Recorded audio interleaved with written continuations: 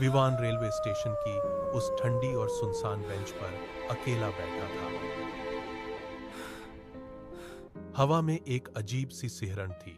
उसके हाथ में वह खाली रिज्यूमे था जिसे आज 5वीं बार रिजेक्ट कर दिया गया था।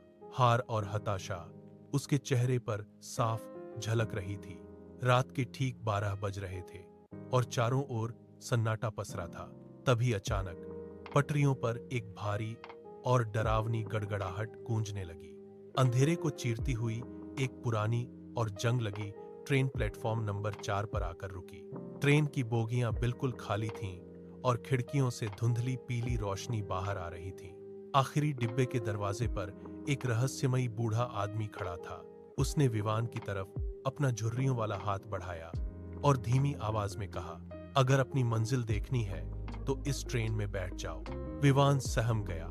उसका गला सूख रहा था, लेकिन अपनी हताशा से हारकर उसने उस ट्रेन के पायदान पर कदम रख दिया। ट्रेन बिना किसी शोर के हवा की तरह चलने लगी। खिड़की के बाहर का नजारा पलक झपकते ही बदल गया। कुछ ही पलों में ट्रेन एक भव्य और चमकते हुए शहर के बीचों बीच खड़ी थी। विवान जैसे ही नीचे उतरा, उसे एक विशाल हॉल से तालियों की गूंज सुनाई दी। मंच पर एक प्रभावशाली व्यक्ति खड़ा था जिसे हर कोई सम्मान की नजरों से देख रहा था। जब विवान करीब गया तो उसके पैरों तले जमीन खिसक गई। वह व्यक्ति कोई और नहीं बल्कि भविष्य का सफल विवान था। उसका दिल जोर जोर से धड़कने लगा। तभी उस बूढ़े व्यक्ति ने उसके कंधे पर हाथ रखा और कहा, भविष्य बदलना है तो अपनी आज की मेहनत को बदलो। अचानक एक तेज सीटी बजी और विवान की आंखें खुल गईं।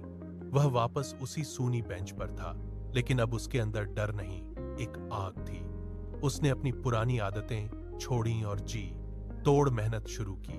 3 साल बाद विवान एक बड़े दफ्तर की खिड़की से उन्हीं चमकती पटरियों को देख रहा था। उसने मुस्कुराते हुए अपनी फाइल बंद की।